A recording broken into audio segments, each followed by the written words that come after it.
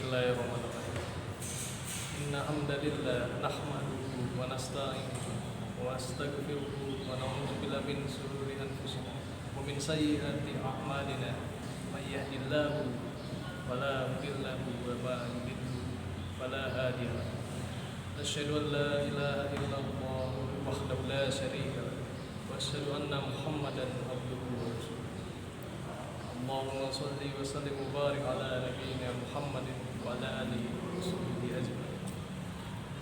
Ya ayyuhallazina amanu taqullaha haqqa tuqatih wa la tamutunna illa wa antum muslimun. Amma ba'd. Jemaah salat Jumat yang dirahmati Allah Subhanahu wa taala.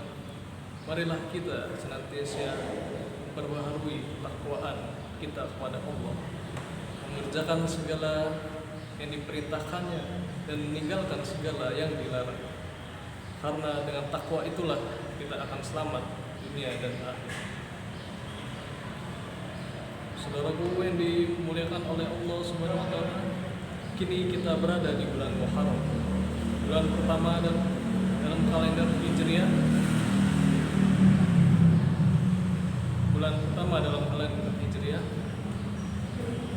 Namun pernahkah kita bertanya mengapa Muharram begitu istimewa di antara 12 bulan dalam setahun? Allah Subhanahu wa taala berfirman, Bismillahirrahmanirrahim. Inna iddata asyhuri inda al-Islam asyafara fil qabilah yawma khalaqna as-samawati wal ardh minha arba'atun. Artinya sesungguhnya bila bulan di sisi Allah ialah 12 bulan dalam ketetapan Allah, waktu Ia menciptakan langit dan bumi, dan diantaranya 4 bulan haram.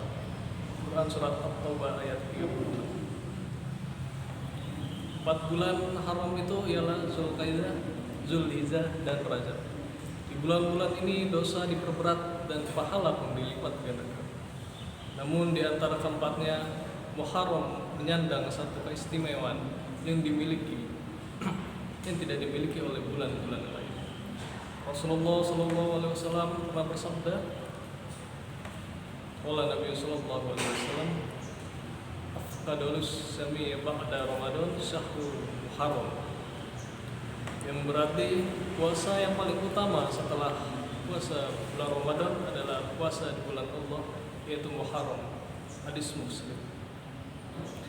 Saudaraku, perhatikanlah kata syahrul, bulan Allah. Ini adalah penisbatan yang sangat agung, sebagaimana kita menyebutkan Baitullah, rumah Allah, untuk mewujudkan kemuliaan Ka'bah. Rasulullah menyebutkan Muharram dengan bulan Allah untuk menunjukkan betapa istimewanya bulan ini di sisi. Imam Nawawi rahmatullah dalam syarah Sahih Muslim menjelaskan penisbatan bulan ini kepada Allah adalah penisbatan mulia dan pengagungan. Sebagaimana kita mengatakan Baitullah dan Naqtullah, artinya bulan ini adalah bulan yang Allah pilih secara khusus untuk diagungkan. Perlu kita ketahui bahwa penempatan Muharram sebagai bulan pertama di kalender Islam bukanlah sekadar keputusan administratif. Ada sejarah yang penuh hikmah di baliknya. Pada masa pemerintahan Khalifah Umar bin Khattab radhiyallahu anhu sekitar tahun ke-17 Hijriah, beliau menerima surat dari Gubernur Basrah Abu Musa al-Asy'ari yang berisi surat-surat yang datang dari Khalifah tidak memiliki tanggal sehingga membingungkan dalam urusan administrasi pemerintahan. Maka Umar pun mengumpulkan para sahabat seniornya untuk bermusyawarah. Ada yang mengusulkan dimulai dari tahun kelahiran Nabi, ada yang mengusulkan dari tahun turunnya wahyu pertama, lalu ada pula yang mengusulkan dari tahun wafatnya Rasulullah SAW.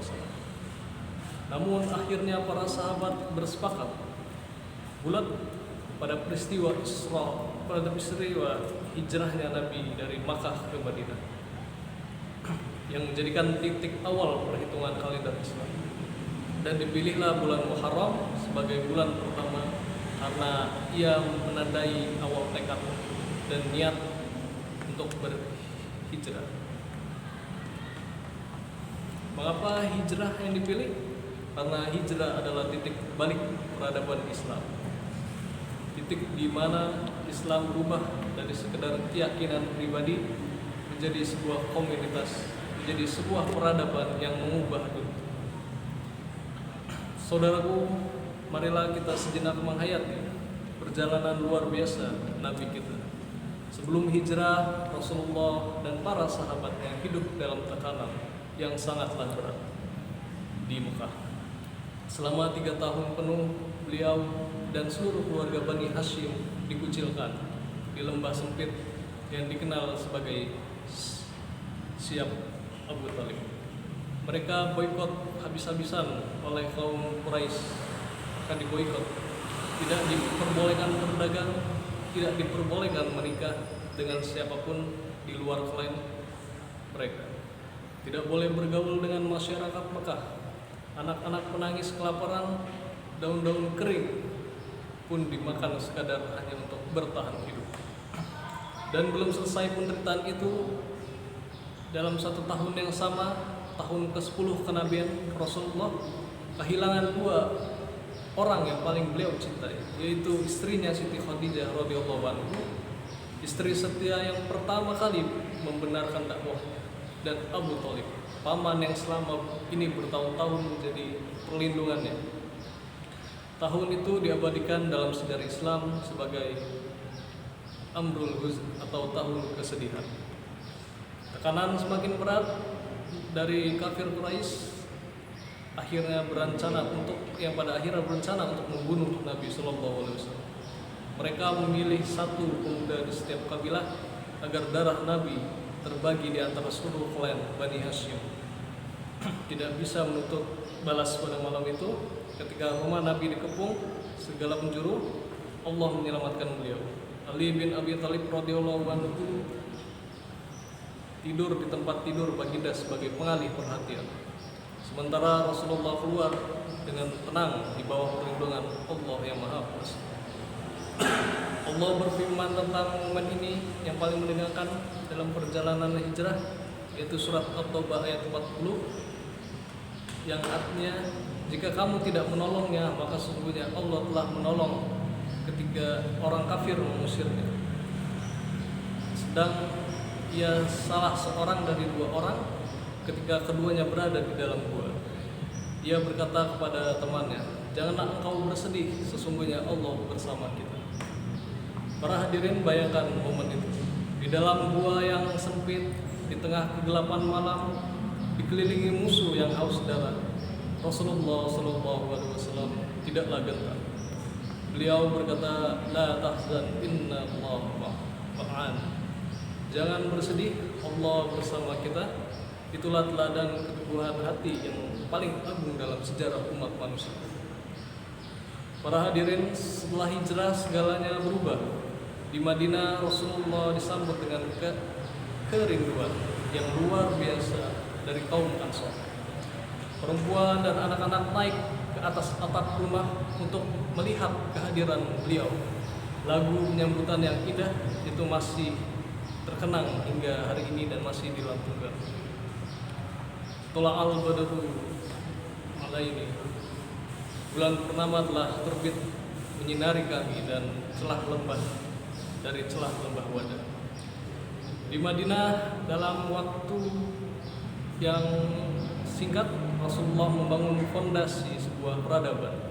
Yang pertama, dibangunnya Masjid Nabawi, yang bukan sekadar tempat sholat, tetapi menjadi pusat peradaban, pusat pemerintahan, pendidikan, dan juga pusat sosial masyarakat.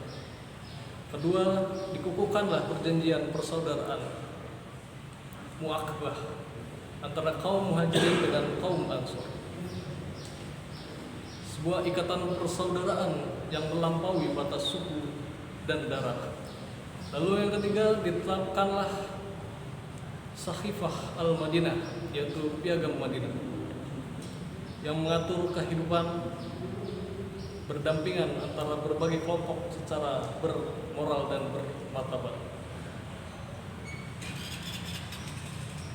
Dan hanya dalam 10 tahun setelah hijrah, kota Mekah yang dulu mengusir dan mengancam untuk membunuh Rasulullah akhirnya takluk dengan damai. Di hari itu Fathul Mekah, Rasulullah tidak membalas dendam. Beliau berkata kepada musuh-musuh lainnya, idhabu fa'atmut tulaq, pergilah kalian semua bebas. Jemaah yang dimuliakan oleh Allah Subhanahu wa taala, lalu apa yang bulan Muharram berpesan kepada kita? Yang pertama, berbanyaklah puasa di bulan ini, khususnya pada puasa Asyura pada tanggal 10 Muharram. Rasulullah SAW bersabda, "Syamu syahru surah ashabu alaihi an yukhfiras sanatal latif kulaba." Yang artinya puasa hari Asyura, aku berharap pada Allah agar menghapuskan seluruh dosa setahun yang lalu.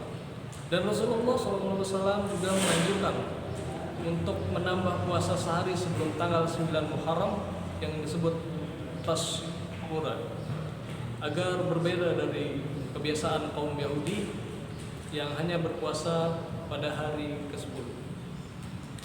Kedua, jadikanlah Muharram sebagai momentum hijrah batin, bukan hijrah fisik meninggalkan kota, tetapi hijrah dari kebiasaan buruk menjadi kebiasaan yang lebih baik lagi, dari kelalaian menjadi ketaatan, dari akhlak yang rendah menuju akhlak yang mulia. Rasulullah SAW bersabda, al-muhajiru man hajara wa nahu anhu, yang berarti orang-orang yang berhijrah yang hakiki adalah orang yang meninggalkan segala yang dilarang oleh Allah Subhanahu wa taala. Maka bulan ini adalah waktu untuk kita bertanya kepada diri sendiri, apa yang saya perlu, apakah saya perlu hijrah dari kebiasaan meninggalkan sholat, dari lisan yang menyakiti sesama muslim, dari hati yang penuh dengki dan hasad. Muharram adalah undangan Allah untuk kembali kepadanya dengan sepenuh hati.